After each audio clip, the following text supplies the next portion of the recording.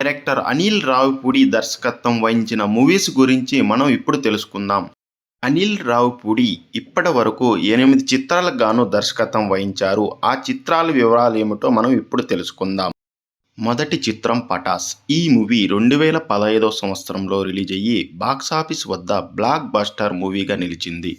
రెండవ చిత్రం 'సుప్రీం'. ఈ మూవీ 2016 సంవత్సరంలో రిలీజ్ అయ్యి బాక్సాఫీస్ వద్ద హిట్ మూవీగా నిలిచింది.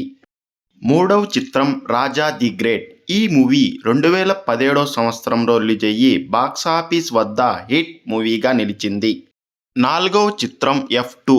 ఈ మూవీ 2019 సంవత్సరంలో రిలీజ్ అయ్యి బాక్సాఫీస్ వద్ద డబుల్ బ్లాక్ బస్టర్ మూవీగా నిలిచింది.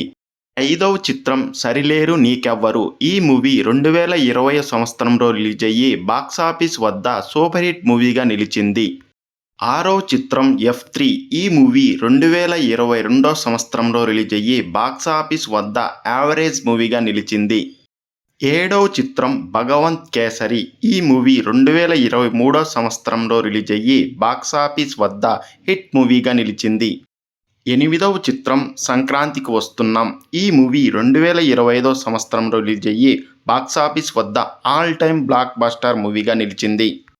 అనిల్ రావిపూడి తన దర్శకత్వం వహించిన 8 చిత్రాలు బాక్సాఫీస్ వద్ద సక్సెస్ను అందుకున్నాయి. అనిల్ రావిపూడి మూవీస్ అంటే చాలా తక్కువ సమయంలోనే తను దర్శకత్వం వహించిన మూవీస్ని కంప్లీట్ చేస్తారు.